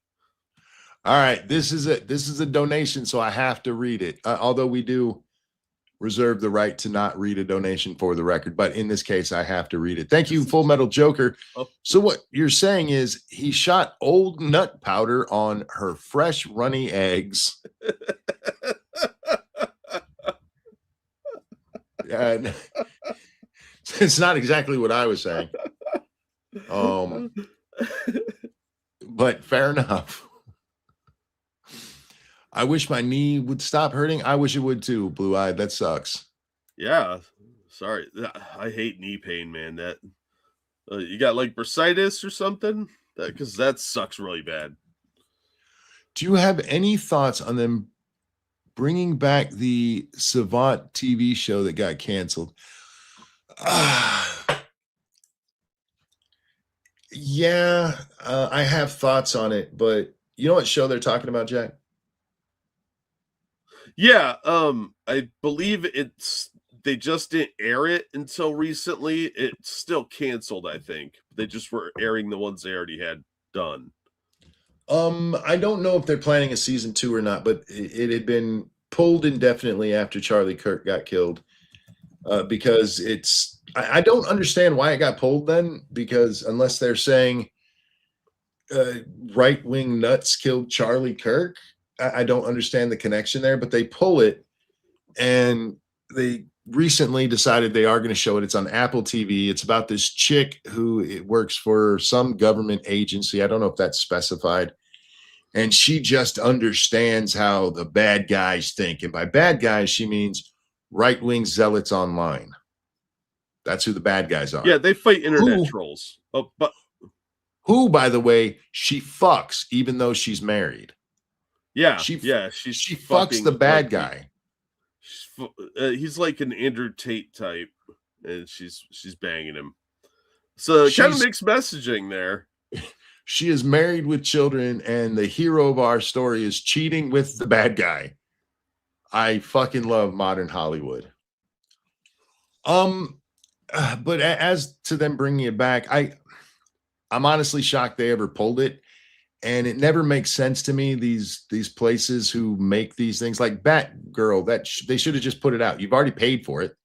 Throw it up on your streaming service. Nobody's canceling their service over it. The kind of people who have Apple TV are not going to be upset that you're portraying all people that are bad online as right wing. That's your chief audience right there. Because while my daughter is fully into the Apple stuff, most people who are into the Apple stuff are fucking weird lefties. Yeah. And I get it. It's also just a millennial thing too, but you would have been fine. They would have been fine airing it. The fact that they brought it back, I don't think it means all that much other than we have it in the can and we might as well put it out. We'll see if they get a second season. And then maybe it shows that they're, because I watched Disparu's video on it coming out. And I think he assigns a little more meaning to it than there really is. I honestly do just think it's them, a business as usual. We have this, we might as well show it. And I don't think they think it's going to be any major hit or something like that. You paid for it, you might as well use it, dumbasses. Yeah, and Apple kind of needs the content because they sank so much money into Monarch and some of those other shows. And I think that I don't think it's going to get them any new viewers. I don't think that everybody's suddenly going to go back to the 2020 time when you had all the lefties like, I'm a certified looker of bad people online. I'm a data analyst. I don't think that shit's going to happen. I think they probably would have had a much better time of it if they did just release it after Charlie died. That probably would have helped the ratings, as disgusting as that is. Yeah, come on, you're fighting online hatred. Fuck off. It's mostly internet trolls. The people they bitch about the most are usually people fucking around. And the further we get away from Charlie, the more examples we have of left-wingers who are actually being violent. Yeah. So, yeah. basically, I think they should release it because they paid for it. I don't think it's going to be good, and I think that there's just going to be a lot to laugh about. I just love that they're like, she's the hero of the story. She's a savant. She's fucking around on her black husband with the bad guy. With the bad guy. Yeah, with the white supremacist guy. What message are you sending here? If you're a Right. racist online, you're gonna pull some tail? Like you're gonna bang hippie chicks? Not just tail. You're gonna make the girls who wouldn't go back. Remember, once you go black, you never go back. But she's going back to the honky. Yeah. Being married to a black guy made her want to hump a white supremacist. How do they never look at these things and see the message they're sending? I don't think they think that deeply. Like beyond surface layer. They're like, we gotta sex this up a little bit. Mm-hmm. You couldn't have a side character that she has an affair with. I know you want to make her a flawed person, but she's fucking the white supremacist. Really? You turn the black guy into a cuck for a white supremacist? For your hero. Yeah. Female power fantasy. Maybe you're right there. But goddamn. Couldn't you have at least made the husband white so she's not cheating on a white supremacist or cheating with a white supremacist on a black guy? I mean, fuck. God. I do often wonder who's sitting in those boardrooms going like, yeah, that's a good idea. I don't know. It's got to be a fetish thing with some of these people. Well, it's like the stuff with Black Snape. I mean, there's a vast difference in not even talking about how to be book correct. He actually has to be a white guy. Yeah. But and now you have a kid whose scariest thought is a black man coming out of a closet. You have the hero's dad hanging a black man from a tree. Yeah. It adds a lot of really questionable subtext and motives to people that aren't there in the book. You couldn't have picked any of the other characters to race swap. You could have made a black Dumbledore. I would think that's stupid, but there's nothing in the book that really makes Dumbledore need to be a white guy. They're absolutely his skin is described in the book. Fuck. Oh, anyway. Yeah, it's just amazing to me how they never actually think that far ahead. They think they're telling a great moral story or doing a great moral justice. It's like, that's kind of racist. Have you seen the Freedom Tune about the Savant? No, I haven't. I have not. I'll have to check it out. That's where everything is on the nose. Message guy from South Central should be getting paid right now, right? That's from Don't Be a Menace to South Central while drinking your juice in the hood. Keenan Ivory Wayne's his character. All he ever says, he's the mailman. He comes on and goes, message. He also says it once as a baby. Kingslayer Damocles, thank you so much. Why isn't the stream titled Monkeys Midday Madness? Well, I had to get the full length of we're not selling discount mattresses. Illogical red blue button question sweeping the internet. I had to get all that on there, and anything else I put would be gone. But anyway, I just got here, by the way, was listening to Monkey in the Morning, looked down and saw this stream, LOL. Well, thank you for coming by. Please enjoy that stream later. God, that was so painful. God, that man's an idiot. I know I've said that repeatedly, but God, he's an idiot. You ever surprised by how dumb somebody is? Oh, yeah. Yeah. Fairly routinely.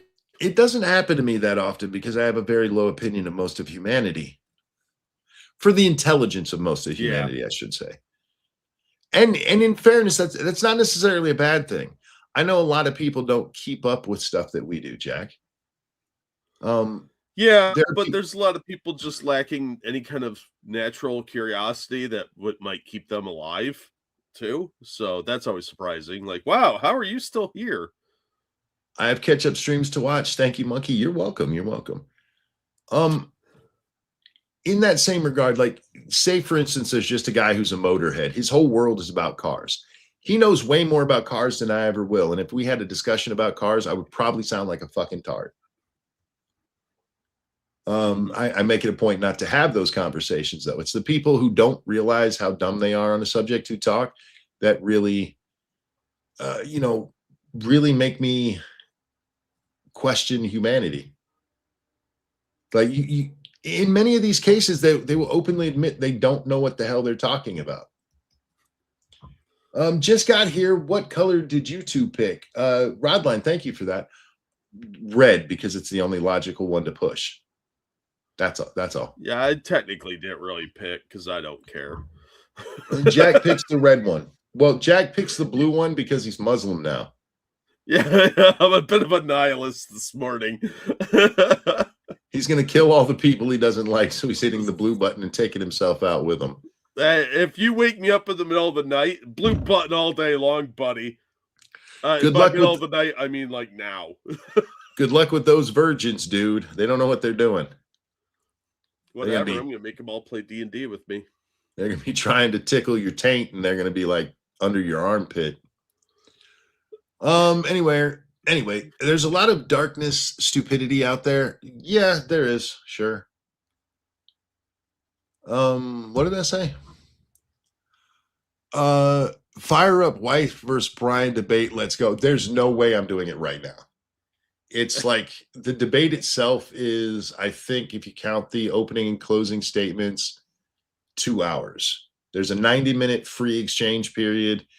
Each of them get an opening and closing argument. And so if we cut out the question and answer period, we're 2 hours. There's no fucking way I'm doing that right now. No. Yeah. It might be better to do like a highlights thing. Just get the more interesting elements. I don't know. Because 2 hour one, that means for us, that's like 8 hours. I do want to go back to the shoe on head one because there was a lot of parts of that. I don't think I'm going to do a review of that video. She was mostly right in it. I do recommend checking it out. There's some good humor, as there always is with Shoe. But I do want to talk about the idea of being a dad and whether or not it's something men want to do. Because one of the things that one of these women said, Jack, was that men are only ever protective of their own kids. That's not true at all. That is so objectively wrong that it's stupefying. Yeah. I mean, what we have whole professions that their job is to take care of other people, to protect other people. And it is 99% men doing those jobs. Yeah. And none of them are getting rich off of doing those jobs. These aren't jobs that pay very well.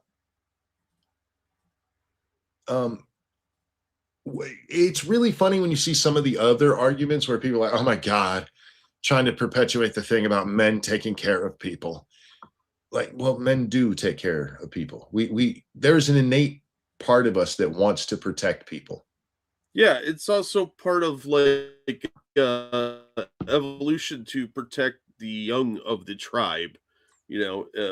There are a lot of stories. It's not even anecdotal at this point that men will risk their lives for a child. Oh yeah, absolutely. And it doesn't matter who the child is. If it's theirs, sure, there's an extra incentive. But no man wants to watch a kid get hurt. Yeah. Women may be more empathetic, but let's face it, if a kid needs rescued, chances are pretty good it's going to be a man that has to do it. Yeah. Because firemen, policemen, most search and rescue are men. I thought about it, and it's like I kind of understand where those women are coming from. Yeah, because of the biological elements involved there. It's not even that. It's because the kind of men they hang around are male feminists, and oh yeah, and like Hunter Avalon hiding behind his girlfriend during the shooting. Yeah, They're dickheads who say the right stuff to you and tell you how much they respect you and everything. But the first chance they get, they'll put their finger in you when you're sleeping. They're fucking or passed out. Yeah, they're horrible fucking people. And all men are getting judged off of male feminists because that's who the feminists hang out with. Yeah, it's tragic.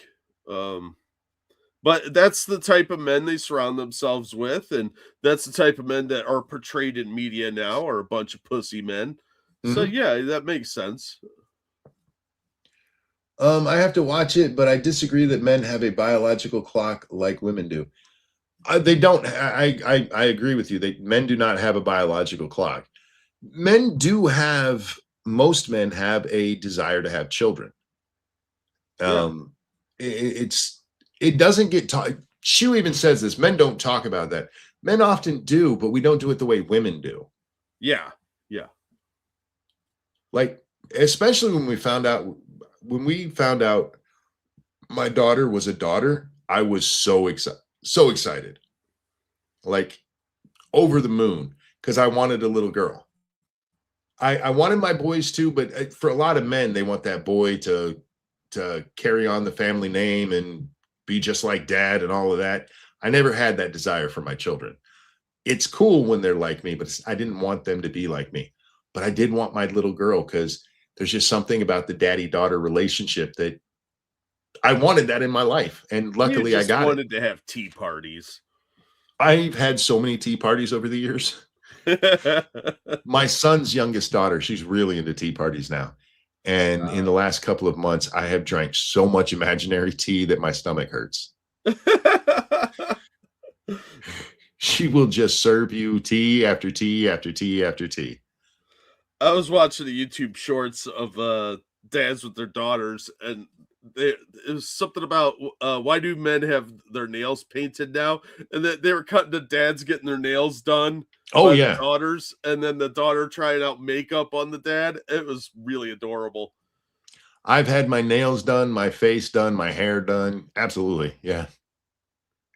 But men never talk about this. Yeah, we do. You guys just don't listen. You don't listen. Seriously, the first time I ever cried tears of happiness, I'd heard about it my whole life, and I thought it was a weird thing women did. And as soon as they handed me my daughter, I understood because I cried. Yeah. Well, I mean, that's your kid. That's a little life, and they're adorable, and they smell nice. Looking down and seeing that little thing that was so dependent on me that I get to take care of and raise, just over the moon happy about it.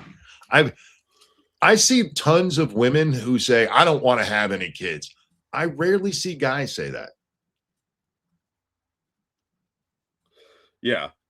Yeah. No, usually what men say is like, oh my God, I'm going to screw this up. Yeah.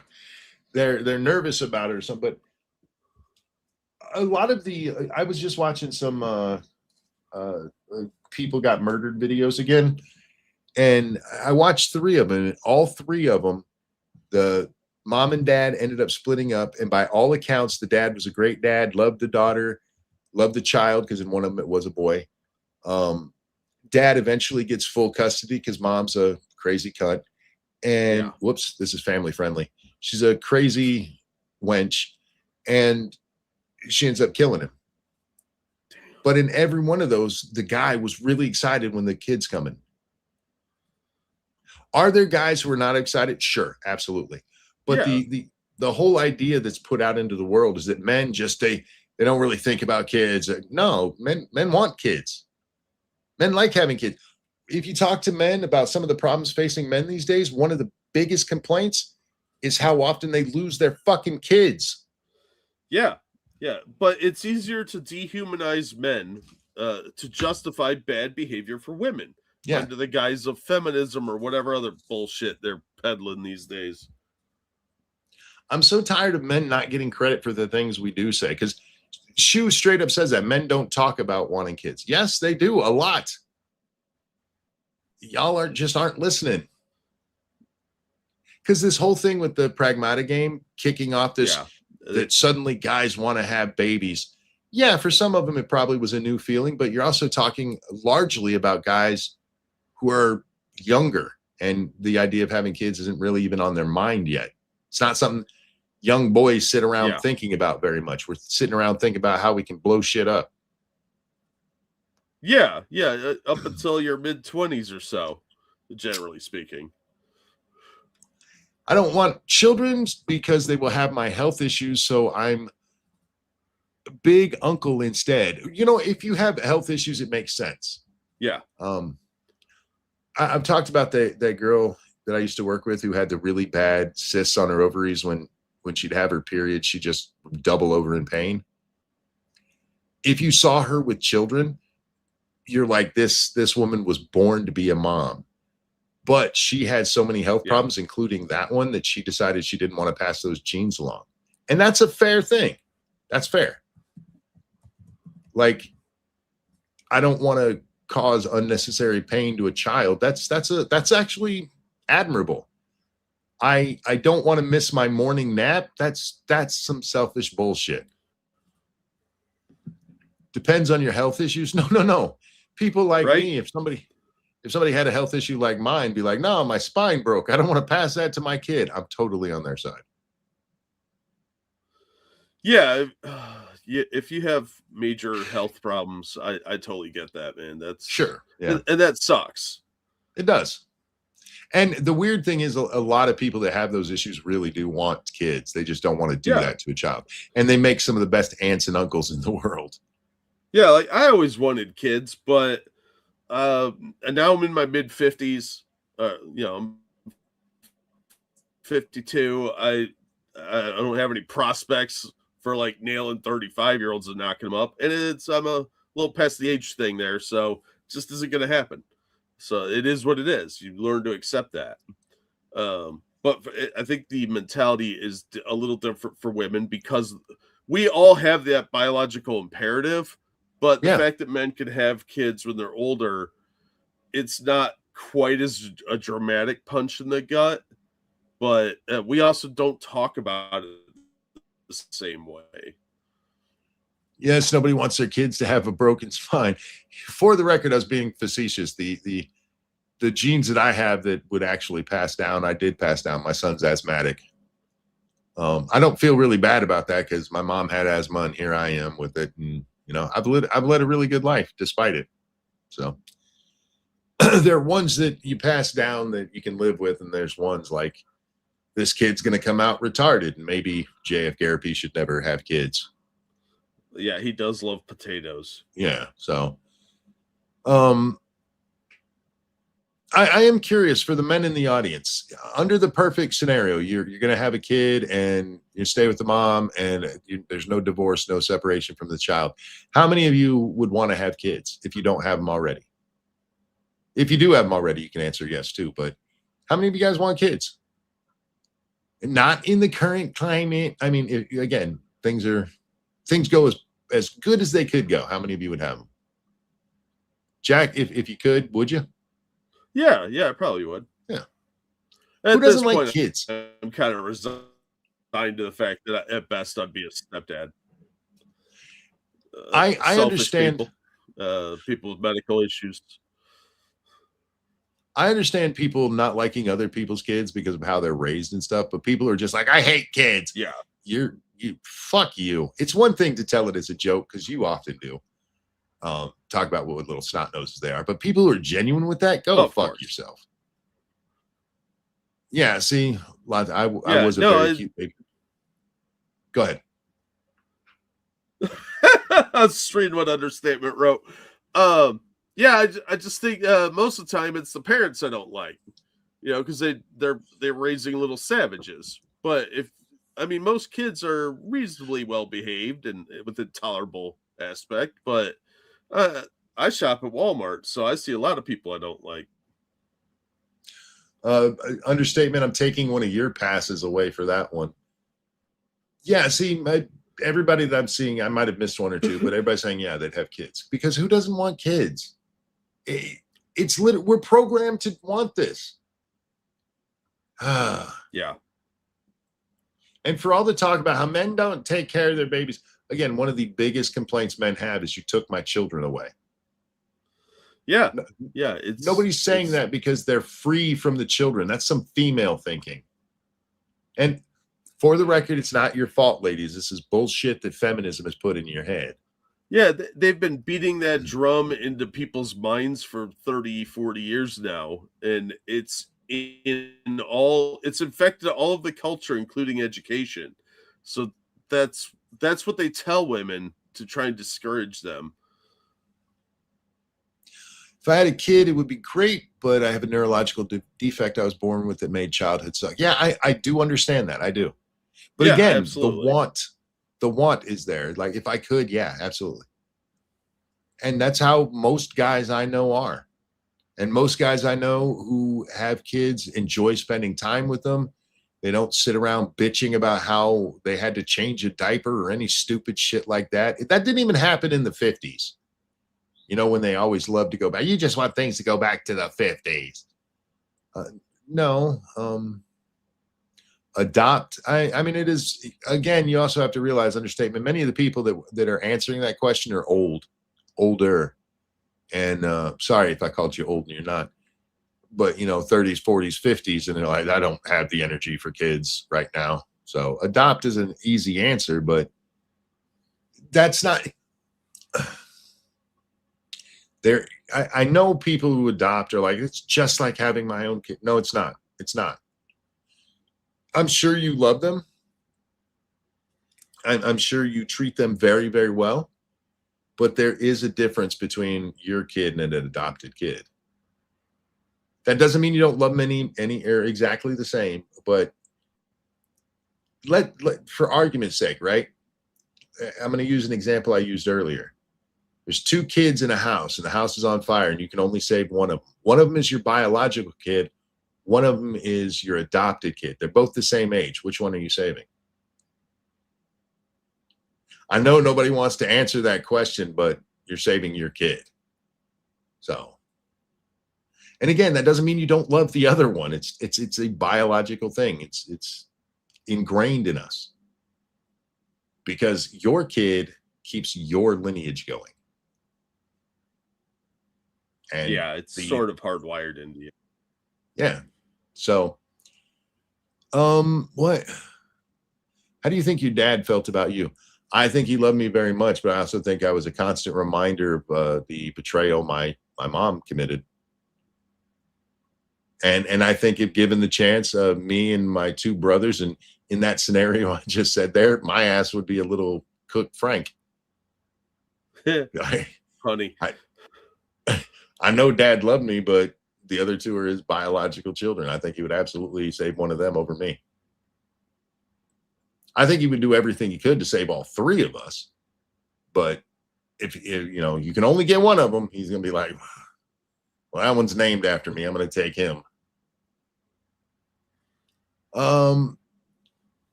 Frank would have become a Frankfurter. Absolutely. Absolutely. I like when I get questions like that, where somebody tries to put the question on me as though my answer to how this stuff goes might change. Because if you do, go ahead. At least you didn't answer whichever one of us has the most insurance policy is the one that's not getting saved. Fair. No, because there are times I get questions like that and I have to stop and actually think on things. But please understand, I sit around thinking constantly. I can't shut my brain off when I'm awake sometimes. Weirdo. I know. It's why I like video games, man. It just takes my mind off of shit because I'm paying attention to what's going on there, or watching sports because I'm into the game and it just takes my mind off other shit. Because otherwise I will just sit around thinking. And it's not that I have bad thoughts or anything like that. It's just sometimes it's exhausting. It's like, would you please shut the fuck up? I'm talking to myself. I was absolutely just starting a deep conversation. Your values shouldn't change. No. And I get that understatement, but I do get people in here sometimes who are like, but what about thinking that my morality is going to change? Like, I am 52, or sorry, 51. Jack's 52. My bad. I tried to appropriate your age there. But these are not things I came to lightly. I don't give a shit. Or because I saw some guy on Twitter say it. that these are things I've actually thought about quite a lot. Look, my bloodline sucks. I'm going nowhere in future generations. The adopted kids are fine to me. No, if you can't have, it's an excellent option, but they're not. The idea that they're the same. No, they're not. No, they're not. My stepmother. Lindsay's dropping. Sorry. Go ahead. Lindsay's dropping some news. The two of the violent thugs that attacked Savannah Hernandez have been indicted. Well, I guess Brian Shapiro is going to stop saying that nobody's been charged there, because he said that again last night on the Rachel Wilson debate. By the way, nobody's been charged in that. Well, that's not the question, you fucking retard. Anyway, guys, I am going to wrap up here. This was supposed to be a half hour of me bitching about that one thing, and instead it's been 2 hours. So thank you so much for coming and hanging out with us. Thank you for the donations. You guys are so generous. Please don't stop, because we like that. Jack, anything you want to show before we go? No, my links are in the description. So go watch some something awesome. Whatever. I dropped links earlier. So if you want more of us, there's a 4+ hour stream of me making fun of that retard Brian Shapiro last night. Go jump and watch that, because it was frustratingly fun. Yeah, look, I think overall that was a pretty good show. Oh, sure, yeah. Even though we were both a little frustrated with how dumb Brian is, it was a pretty solid episode. So it's worth watching the entire thing. But again, I mean, I know for especially you, sometimes that stuff gets aggravating. My aggravation, angry all the time, is not good for my blood pressure. My aggravation is real, but there's a calming effect to me being aggravated like that. Yeah. Well, at our age, we got to keep an eye on that blood pressure. That's always been my happy place, is making fun of morons.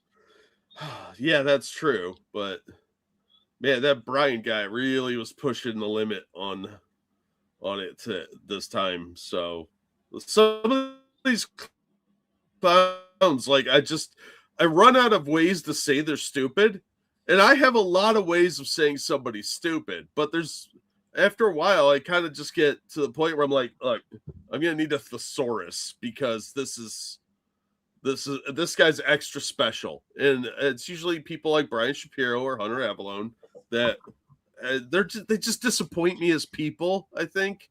Oh, sure. But we have different reactions to it. I realize that I'm special in this way, and I'm not saying special like I'm so good. But it is a healthy stress for me when I'm making fun of these people. Where for a lot of normal folks, it's just stressful. Yeah. If you've seen me argue with people on Twitter, you can probably kind of get it, because it's funny to me. And laughter is the best medicine, and I am one medicated motherfucker. Just saying. Well, and these people deserve to be laughed at and mocked, and if you have a skill set that allows that, you should absolutely embrace that. I also appreciate that we haven't had somebody like Brian for quite a while. I think the last one, what's that guy? Dean Withers, is that his name? Was probably the last one we had that's this bad. Yeah. Yeah. He still is. He's still dumb little I haven't checked in on that tard in a while. Maybe I will. Anyway, guys, thanks for joining us, Jack. A pleasure as always, my friend. Always glad to be here. It's not a monkey in the morning. No song, guys. Take care of yourselves. We love you. See you next time. Bye now. Bye.